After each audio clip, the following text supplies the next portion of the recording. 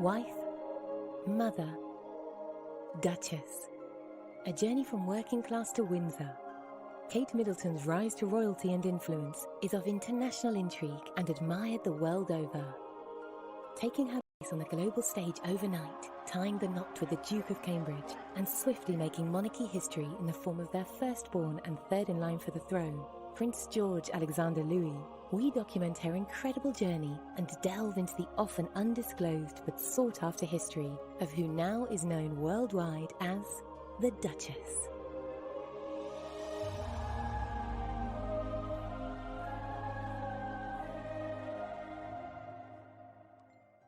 She is probably a good example of one of the best things that the royal family has done for years.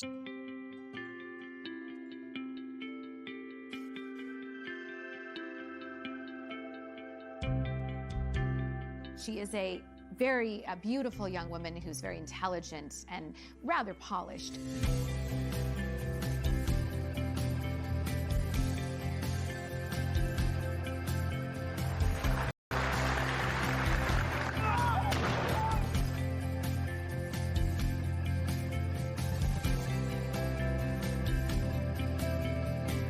You can say anything you like about the Duchess of Cambridge, but you can't accuse her of not being impeccably well brought up.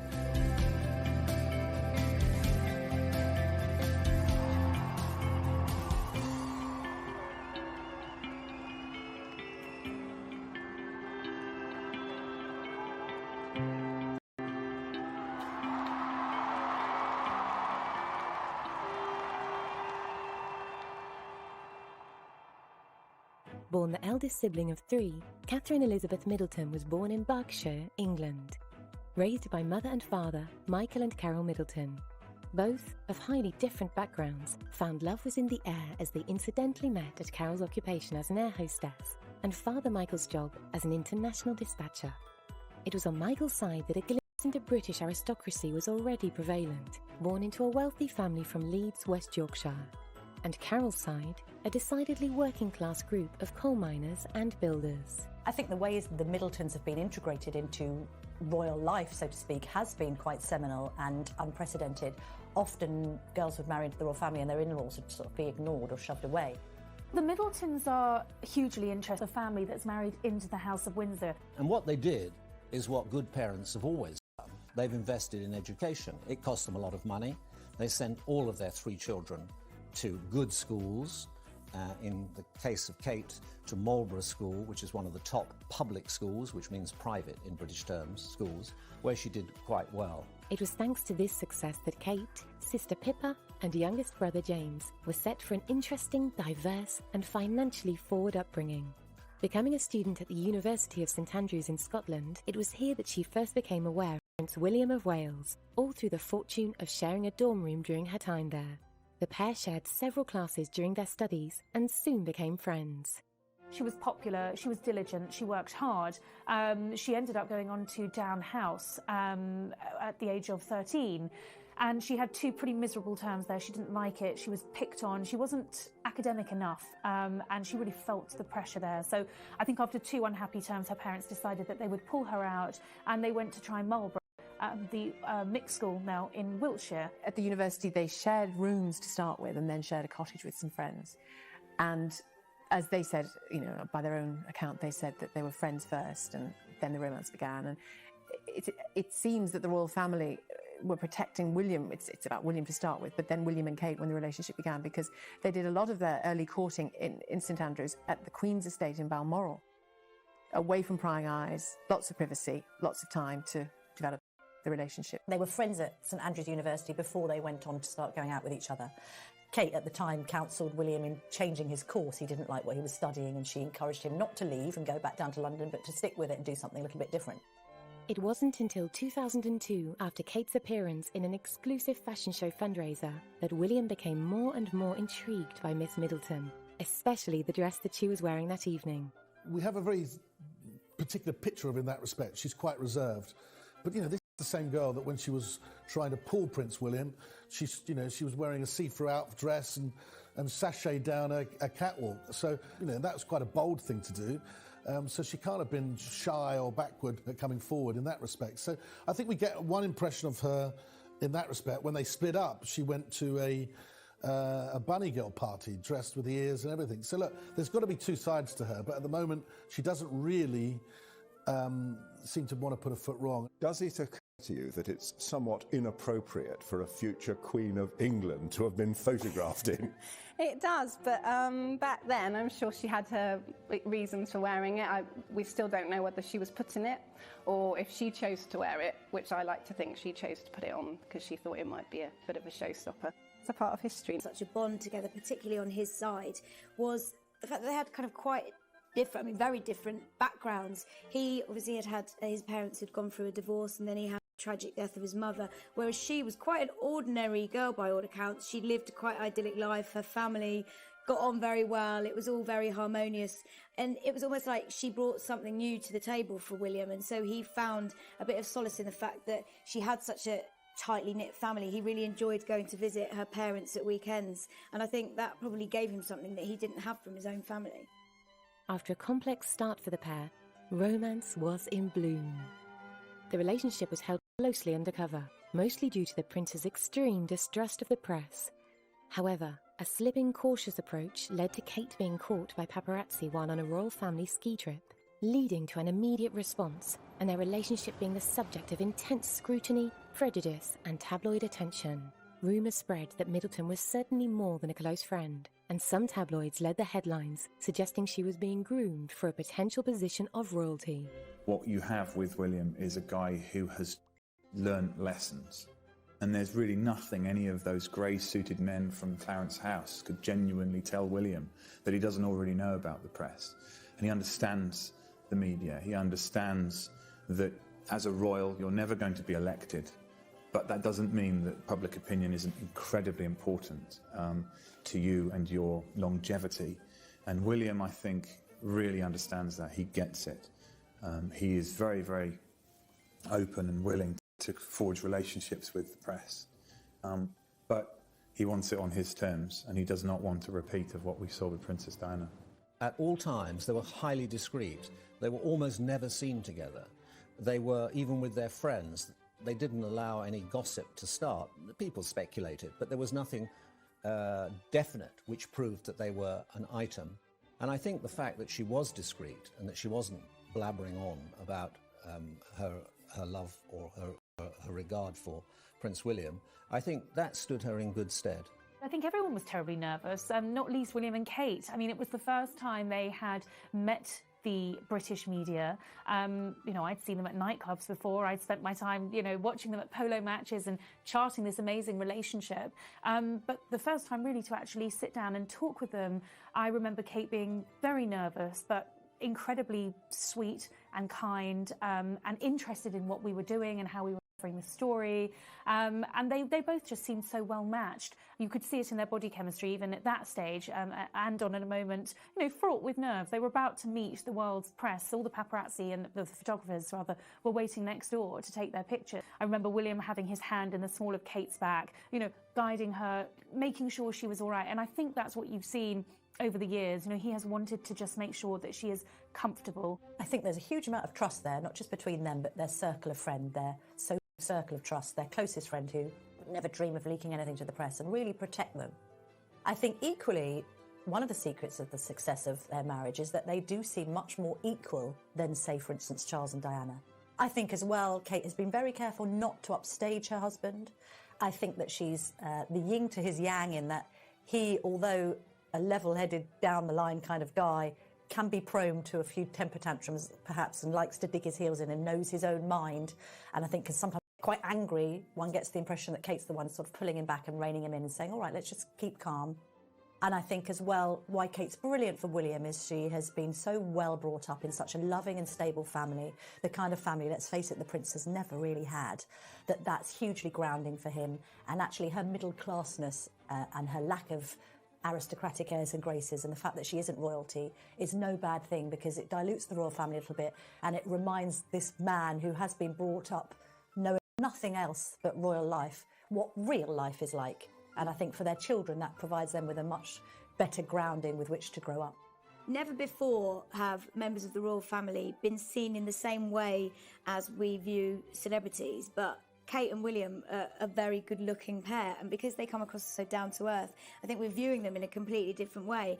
And Kate is already eclipsing all these A-list stars like Jennifer Aniston, Gwyneth Paltrow. She's the one that people want to know more about. She's the one that people want to dress like and just want to absorb every bit of information there is about her, which is quite exciting. This is a young woman who really wasn't raised in the public eye to any degree, and also isn't a naturally gifted speaker. So with all the attention on her, and she's quite shy as well, it just complicates things and makes it very difficult. The first time we really got to hear her voice was in the interview when William and Kate announced their engagement, when she wore that very famous and much copied Issa blue dress. No, I really didn't expect it at all.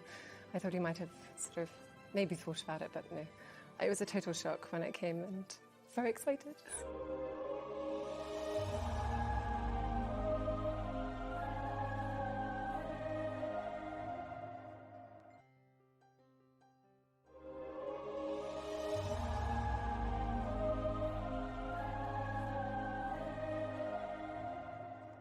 William a couple of times kind of answered the question for her that she asked, or corrected something, and was obviously very protective of her. She was not comfortable, very clearly, speaking on camera. And then, of course, we saw her. Thank you for not only accepting me as your patron, but thank you also for inviting me here today. You have all made me feel so welcome, and I feel hugely honoured to be here to see this wonderful centre. I'm only sorry that William can't be here today. It's very difficult, I think, for anybody who's come from the outside of the royal family to a full-on public figure to be brilliant at public speaking straight away. Prince Harry seems to have got it almost instantly. He's an excellent orator, and he does it with natural charm and fun and a degree of wit. I think that there's no doubt that Kate was very nervous when she started her role as a Duchess and speaking publicly. In her role as the patron of the East Anglian Hospice, she had to make a public speech. I thought she did very well, but it was a little stilted, a little disjointed. I think she would probably admit that she was more than a little bit nervous when she had to make it.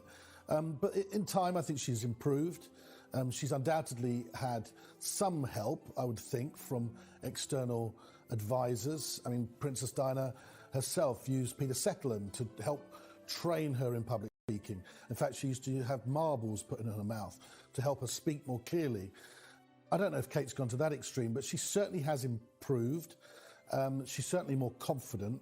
And from the time I saw her when she delivered her first speech to the one she delivered in Singapore, she was much improved. The couple's official engagement was announced in November 2010 during a vacation to Kenya, where William presented Kate with his mother's engagement ring. William's decision to give Kate his mother's engagement ring, for outside observers, we might look at that and say, that wasn't a great marriage, really, on the grand scheme of things.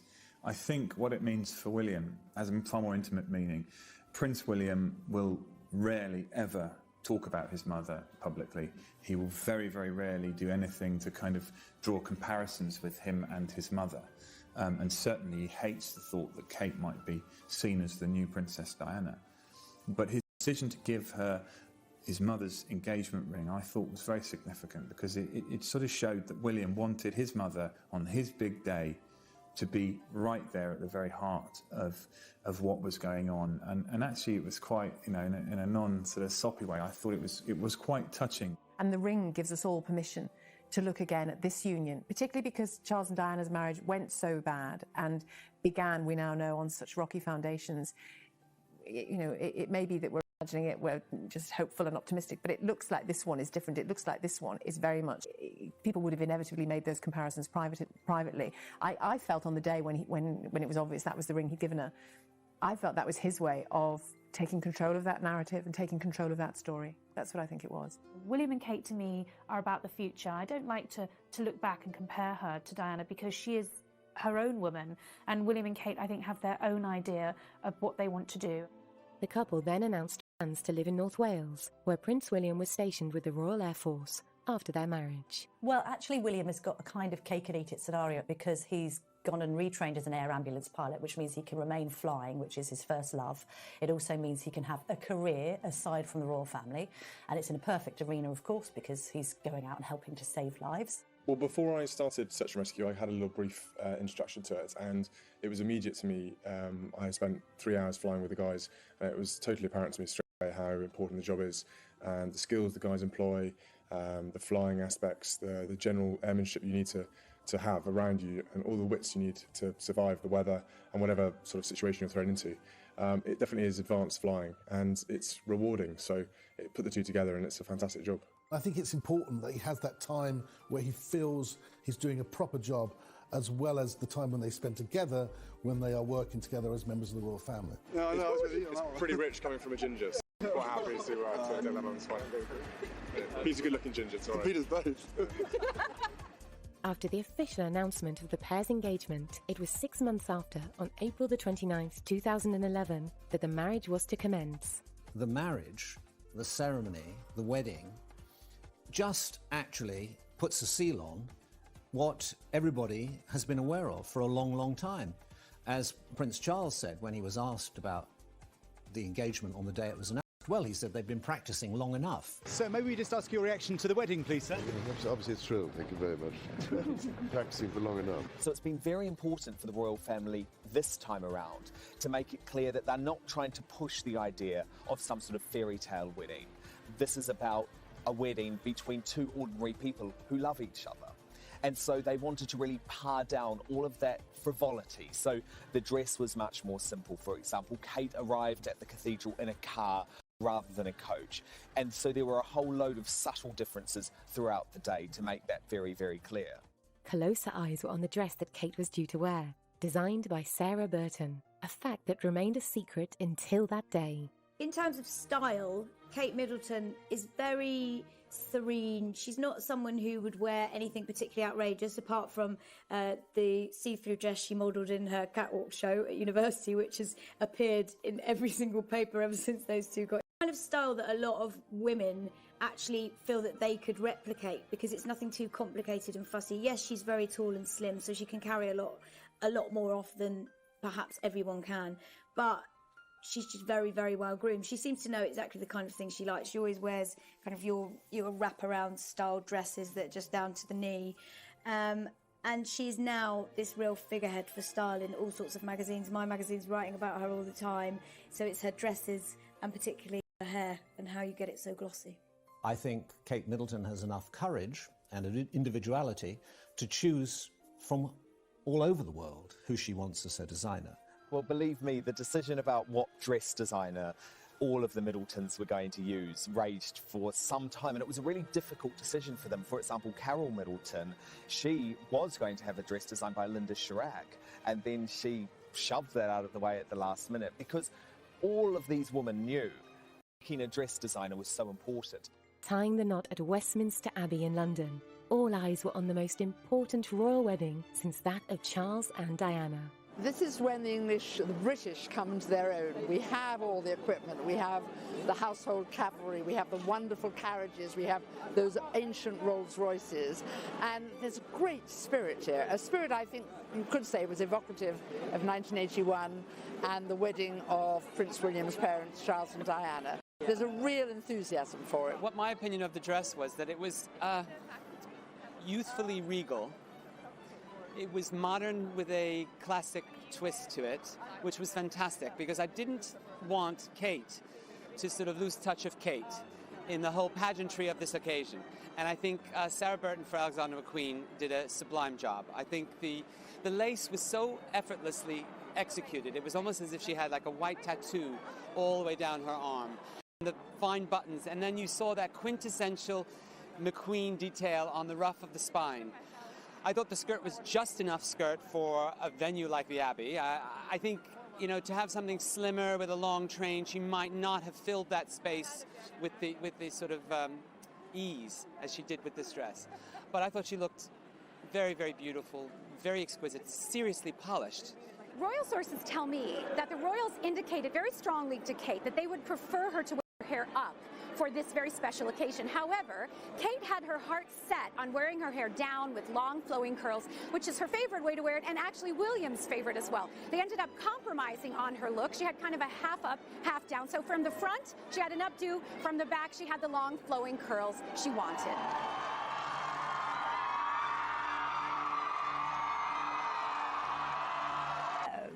A fairy tale to lift your spirits in this world today, isn't it?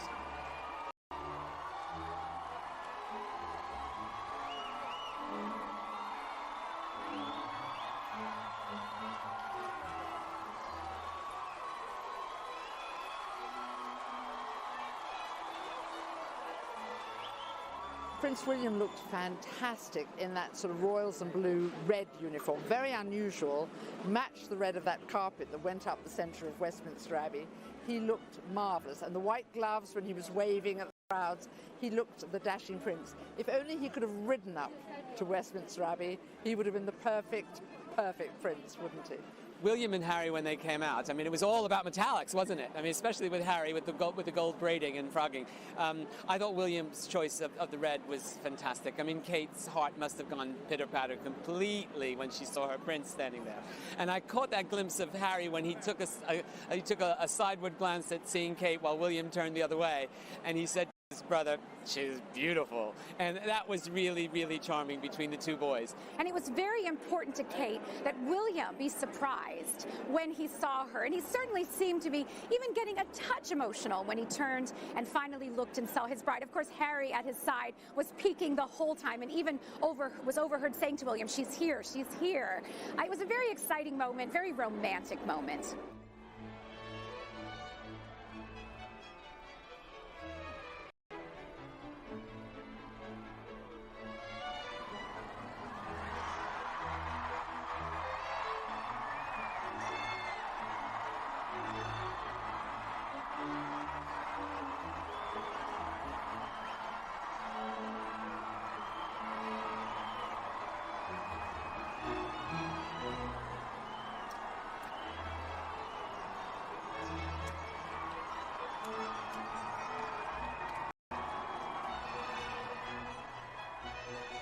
Kate was met by Queen Elizabeth shortly before the wedding, in which it was conferred that her royal title would be Catherine, Her Royal Highness, the Duchess of Cambridge.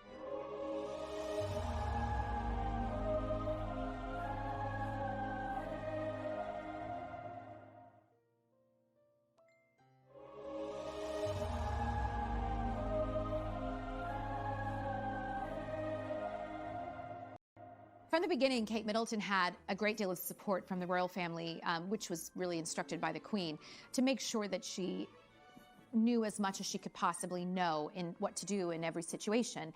Bearing in mind, of course, she didn't really grow up in this world. There were things like learning how to get out of a carriage without exposing your modesty, and things like that that you would never think you would have to learn. But of course, a woman in her position would certainly need to know how to weigh down the hem of your dress to make sure it doesn't blow in the wind.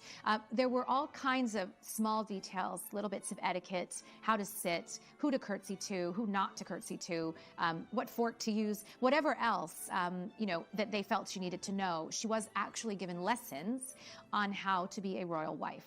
Kate hopefully stepping up a little bit more and taking on more responsibilities in her own royal role and growing in confidence into her royal role. It is still early days, but I think there's a sense that we want her to perhaps reach out a little bit further than she has done. But it's going to be softly, softly. They're in no rush, that couple. People forget William isn't heir to the throne, his father is. He's second in line, so there's still time. And the Queen is still going as strong as ever. So at the moment, I think maintaining the status quo is key. You know, once you married into the royal family, you became a Windsor, and that was that. Well, it was different when Kate and William got married. And when William asked Kate to marry him, he made it very clear that she wouldn't have to leave her family behind her once she married into his family, promised that they'd always stay a part of the family, and they have done, whether it's joining the Queen at Ascot or being on an important barge within the Queen's fleet at the Diamond Jubilee celebrations. Given she is a commoner, the royal family have a high opinion of Kate. Prince Charles in particular was close to her from the early days. Camilla has obviously become involved. Camilla Parker Bowles, now Prince Charles's wife, has become involved and even took her to lunch quite publicly before the wedding as a real show that she's accepted Kate into the fold. The Queen and Prince Philip haven't met her as many times, but you wouldn't expect them to because they are still much more formal and ceremonial in terms of how they live their life. But they did, just the week before the wedding, manage to meet Kate's parents, which was quite significant too.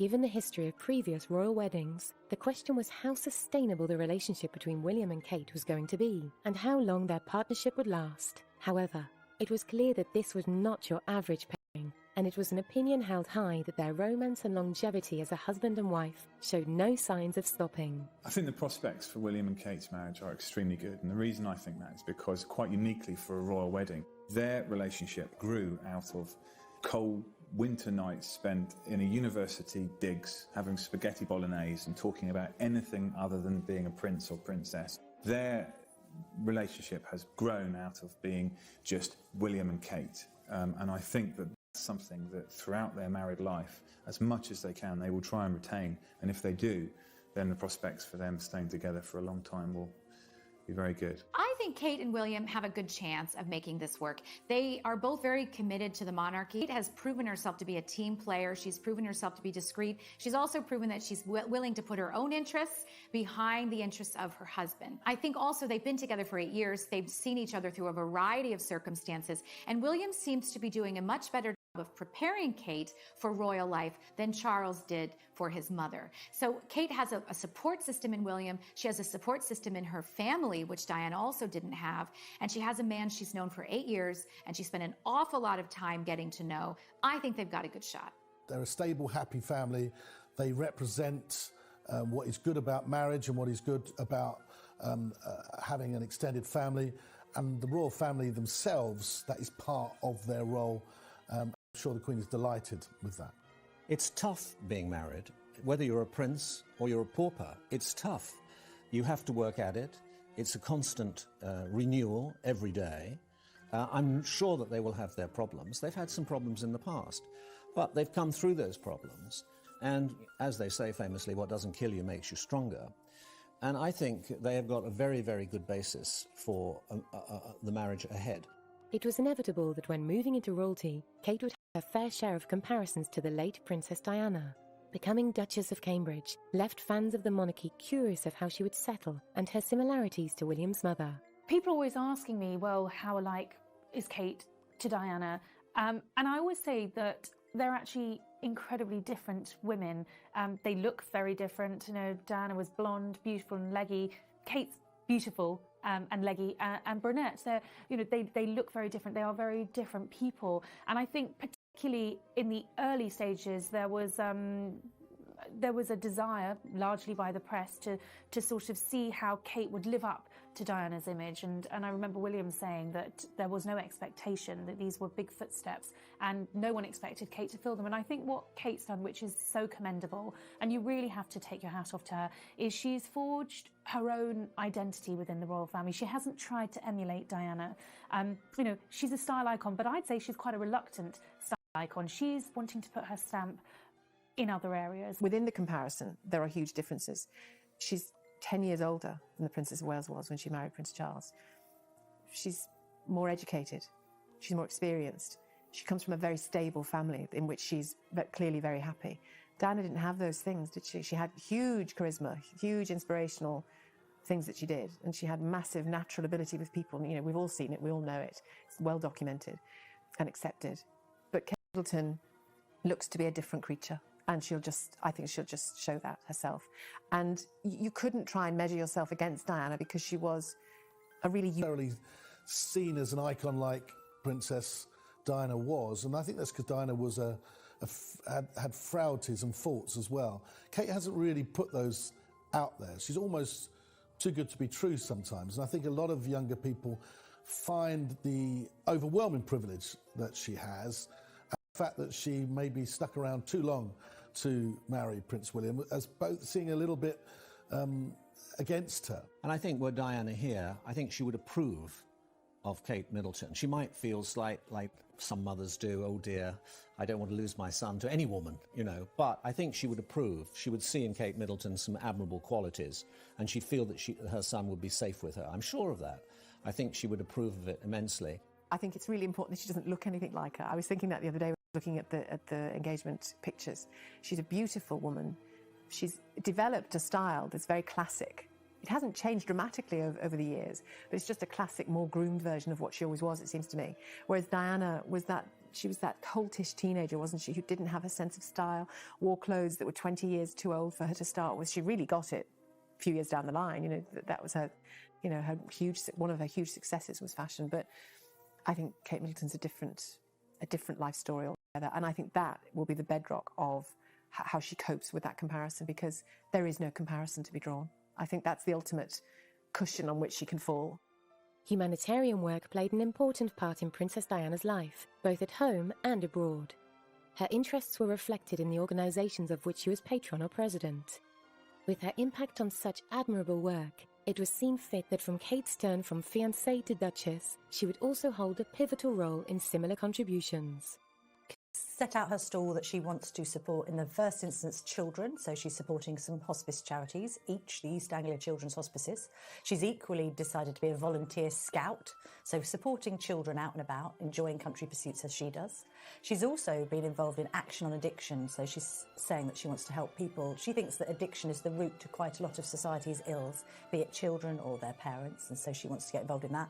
And also, because she studied history of art and is a keen artist and photographer, there's her patronage of the National Portrait Gallery and other artistic pursuits. And she's mixed them a little bit, so she also supports a cause called the Art Room, which helps children, gives children therapy through the medium of art. And actually, she's been ahead of the curve on most of the choices that she's made. She's put children's hospices on the map, and she's also done a huge amount of good for mental health. It's another cause that she's very much behind. So she will know how important she is as a patron to those charities, to put them in that international spotlight, and she won't want to spend too long away from them. People often ask me why I'm so interested in the mental, because I think that every child should have the best possible start in life. When I was growing up, I was very lucky. My family was the most important thing to me. They provided me with somewhere safe to grow and learn, and I know I was fortunate not to have been confronted by serious adversity at a young age. For some children, maybe there are some here today, I know that life can sometimes feel difficult and full of challenges.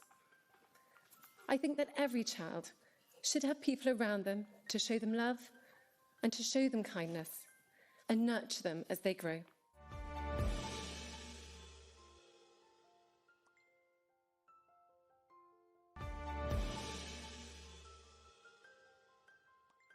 The challenge that so many people have is not knowing how to take that first step of reaching out to another person for help, admitting that they're not coping.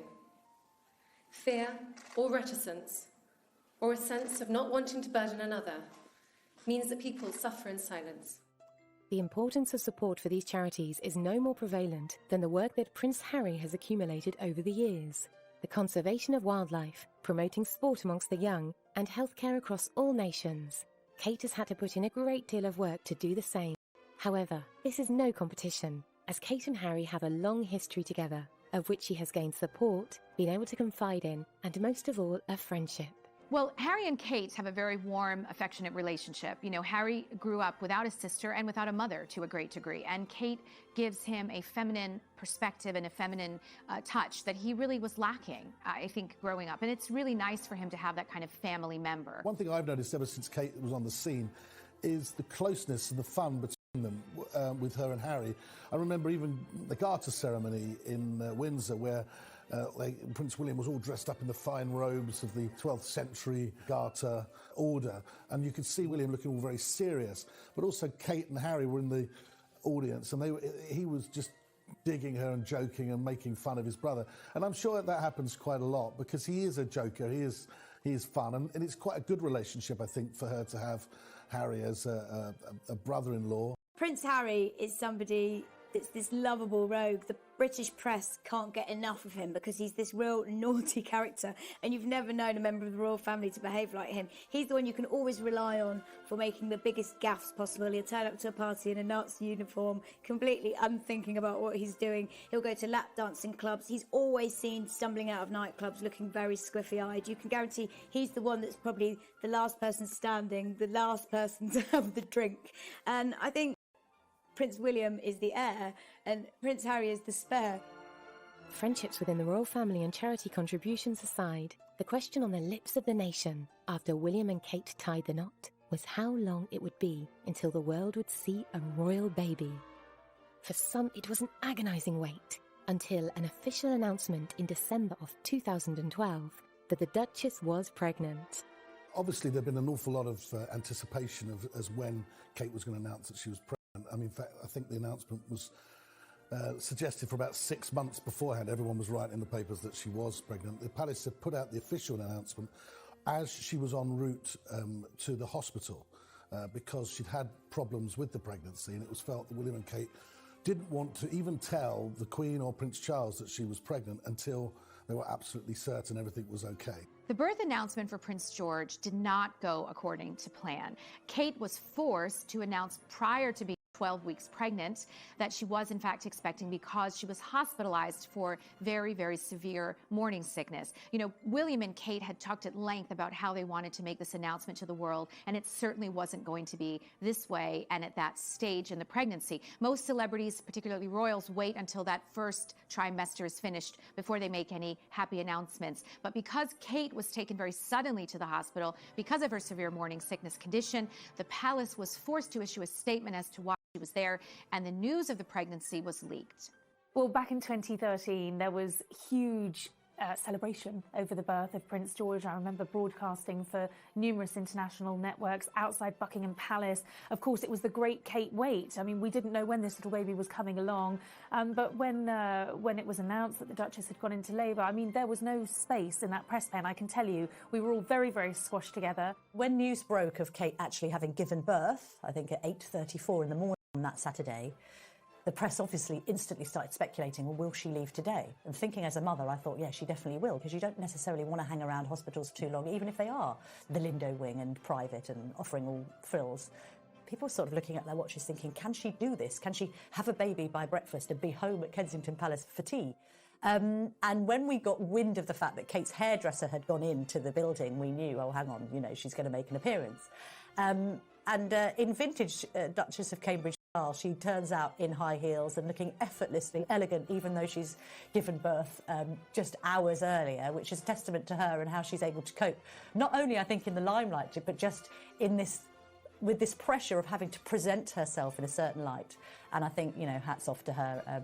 Whether you love or loathe monarchy, any mother out there will say that it was a pretty good effort to look so good. There was excitement the royal wedding day when William and Kate got married. Everyone was universally happy. Everyone was constantly checking the news feeds on their phone and on the television in order to see, waiting for William and Kate to come out from the hospital for the first time, holding the new baby prince. I have several friends actually with news organizations who were standing outside the hospital that day, waiting hours after hour for William and Kate to come out. And actually, they came out quite a bit later than expected because typical William and Kate's strategy fashion, they were greeting and thanking every single member of staff at the hospital personally for the very smooth birth. They wanted to make sure they thanked everyone from the cleaner to the midwife to the surgeon to say thank you very much. So they did actually take a long time to emerge. When they did, Kate was roundly praised in the press for her choice of dress.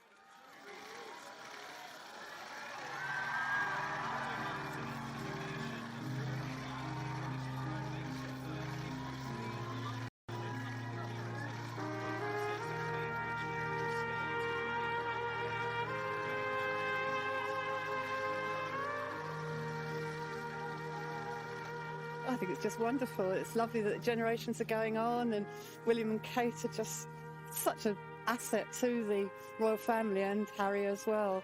Well, it's kind of surreal to think that royal blood is this close to us at this very moment.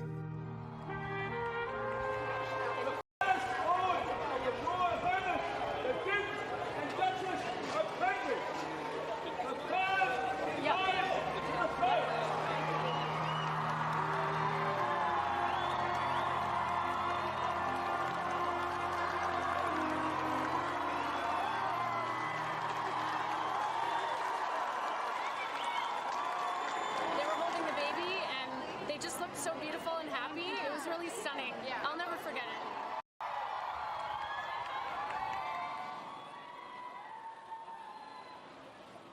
commemoration of Prince George's birth, the joy that he's brought to the world, and particularly to New Zealanders and Australians over the last week and a half. And we have a tradition, just as a reminder for when he's a bit older. He does love it, honestly. With the arrival and reveal of Prince George, the royal reaction was that of warmth and confidence in both William and Kate, unearthing a new chapter of their legacy. It was not forgotten that one particular member of the family was now an uncle. He's great with kids, Harry. I mean, you only have to see him when he's out in Africa, as I've done with the kids at the Centre Bali refugees, and he's fantastic. He's fun. He's a big kid himself, I think he says it himself. And that, when you like, he's got to find the right girl first, I would have thought. But the fact is, he's very, very good with young people, and as an uncle, he'll be the best uncle because he'll be all the fun. I'm sure he'll be taking George to the fun fairs and taking him out as much as he can. I think we get an impression of Harry as being all fun and not very serious. The truth is, Harry is quite a deep-thinking guy. He's a nice person, and I think that with this birth of Prince George, it's probably made him feel a little bit broody, and maybe when he finds the right girl, it won't be long before he's a dad too. Prince Harry probably has the most fun with Prince George out of the entire family, because with Harry, he can be as cheeky and as silly and as wild as he wants to be with this little baby, and he has a great time with him. You know, one of Harry's best qualities is his childishness and his kind of open personality and just finding fun in everything.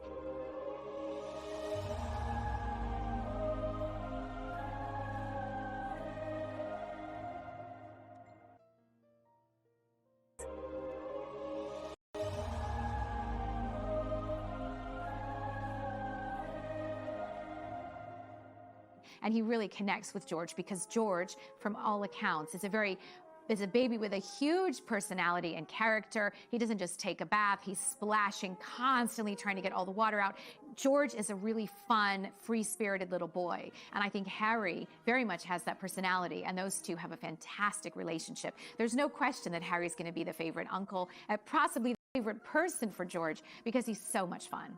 Another curiosity of the general public after Prince George's birth was that of following in royal footsteps, most notably the path of education he would lay and the social interactions he would have with other children born into royalty. Friends form the basis of a healthy maturity and are a key factor in development, so the curiosity stood strong as to who George would spend his early years playing alongside. In answer to who will be the royal baby's friends, well, obviously William and Kate have got their own friends who've got children of similar ages, so playdates have been arranged with them, and equally George's godparents have their own children. So they'll be mixing there in a social setting.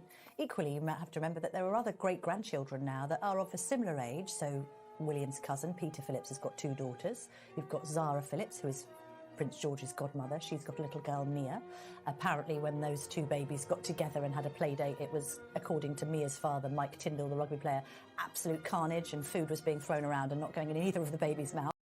So you've always got scope for a friendship there. But I think gradually, like as with any child, you know, there will be children who the child meets as well through school. They will follow a very similar pattern to their own parents, and I include Kate in that because she was privately educated like William from the start. Schools would be appropriate, and then move on maybe to Eton or even a day school, St Paul's, Westminster, something like that. My feeling is, though, that with both William and Kate being educated privately, Kate at Marlborough, William at Eton, that they would follow a similar pattern, simply because it's difficult, I think, for someone who's going to be the future king to be seen as just one of the boys or just normal, because and therefore somewhere like Eton would give them, or even some of the other top public schools like Westminster, St Paul's, would give them the peer group that would be easier for them to be educated in, really.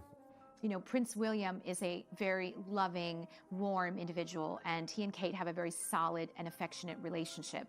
They want that to translate to their children. Although they do have some support staff, they have kept it to a minimum because they don't want outsiders in any way affecting the dynamic of their close family unit. Following on from the birth of the future prince, in an unexpected short time, it was announced that there was not just one royal baby on the cards. In 2015, it was revealed that the Duchess was again pregnant with her second child, and with much less complications than with George.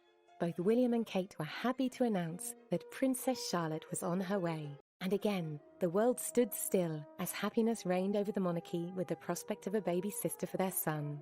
Well, I think when it was announced that they'd had a little girl, it was a great cause of national celebration. Of course, a little sister for Prince George, the daughter that Prince William had always wanted, the granddaughter that Charles had always wanted, but actually, historically, a really important little girl because she will hold her place in the lineage of succession. The antiquated male primogeniture laws were outcast just before Prince George's birth, in case he been a little girl. Now, had those laws not been changed and had the couple or are the couple to go on and have another child that may be a boy, well, Charlotte would have lost her place in succession. With the laws being changed, she will hold on to that position. She is the fourth in line to the throne, and no little boy born hereafter will take that place away from her. So she's historically very, very important. Well, Charlotte's birth certainly does herald the dawn of a new era for girl power in that we have a girl in a prominent position at the senior end of the royal family. Obviously, we the Queen, the ultimate exponent of girl power on the throne, but we face the prospect now of 3 kings in line, so we're not going to see another woman on the throne for many, many, many years.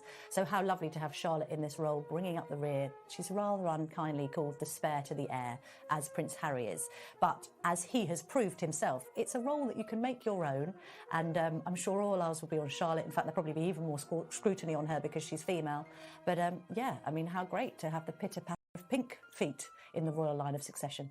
They're very much hands-on parents. I mean, William made it very clear when George was born that he wanted to be a hands-on parent. He took time off to spend. They were very anti having an extended staff to look after their children, look after them. But I think as time has gone on, they've realised they do need that extra help. They can't just rely upon, say, Carol, Kate's mother, and other members of the family. They do need that because they're very much in the public eye. But William, in particular, wants to be a hands-on parent. Too, doesn't really want to pass on the responsibility of motherhood either. But, you know, when you're in the royal family, when you're in the public eye, it's very, very difficult to do everything. And I think that even Kate and William have found that. And so they are now realising that it's important to have the extra help that they require. I absolutely love it, and it's actually what I thought would be the name. I mean, Charlotte was picked as one of the top names that they predicted, and of course to have Diana in the name is perfect.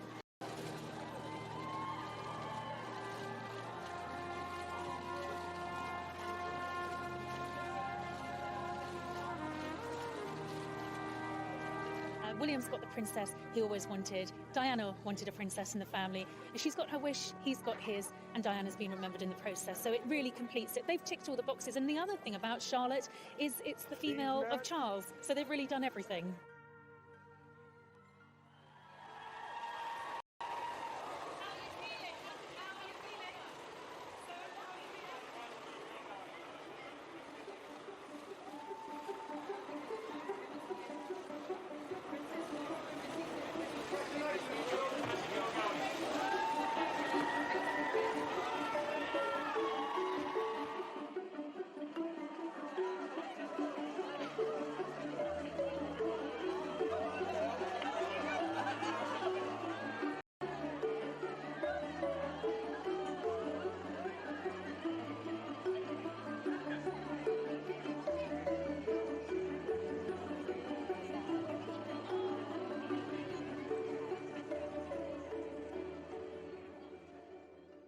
Defying the odds set against her, the Duchess of Cambridge has proven to the world that she could not be more deserved of her position, and it is worldwide acclaimed that her commitment and love to Prince William allows this fairy tale to continue its life. The shock of Princess Diana's death and tumultuous time when married to Prince Charles is now seen as merely a shadow in the future of the royal family. Gone, but not forgotten, it has always been clear that Prince William found something in Kate that we had all hoped for. A new sense of motherly love.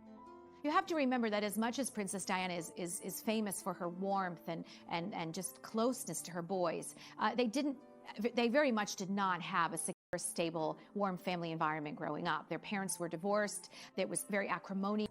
There really wasn't a kind of a happy family for either of those boys. And seeing it in the Middleton family has made a fantastically huge impact on William, and it is precisely the kind of dynamic that he wants to bring into his own family life. Kate has made William so happy. She'd be competition in the glamour stakes. You know, Diana was an incredibly beautiful woman. She loved her couture. She loved to wear clothes as a fashion and power statement. But I guess she'd probably be taking Kate shopping, and I think they would have probably had a great friendship. But most importantly, she'd have loved Kate because Kate has given William what he always wanted, a wife to love and a beautiful family and great happiness.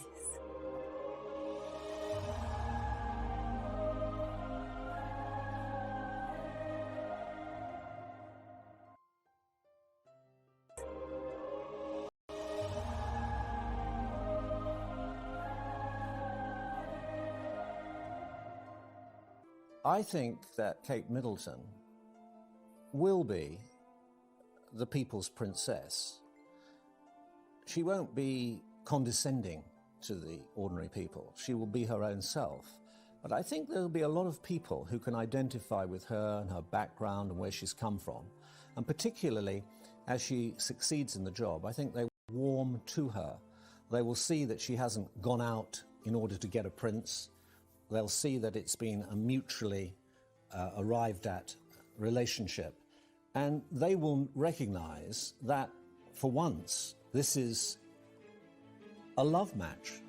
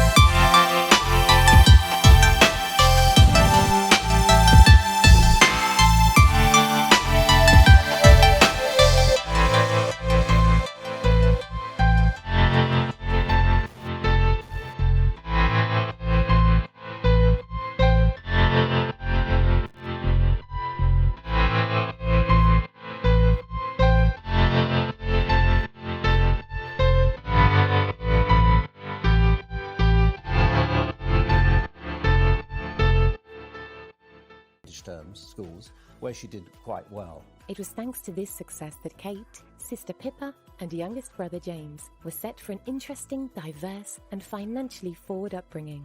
Becoming a student at the University of St Andrews in Scotland, it was here that she first became aware of Prince William of Wales, all through the fortune of sharing a dorm room during her time there. The pair shared several classes during their studies and soon became friends. She was popular, she was diligent, she worked hard. She ended up going on to Down House at the age of 13. And she had 2 pretty miserable terms there. She didn't like it. She was picked on. She wasn't academic enough. And she really felt the pressure there. So I think after 2 unhappy terms, her parents decided that they would pull her out. And they went to try Marlborough, the mixed school now in Wiltshire. At the university, they shared rooms to start with and then shared a cottage with some friends. And as they said, you know, by their own account, they said that they were friends first and then the romance began. And it seems that the royal family were protecting William. It's about William to start with, but then William and Kate when the relationship began, because they did a lot of their early courting in St Andrews at the Queen's estate in Balmoral.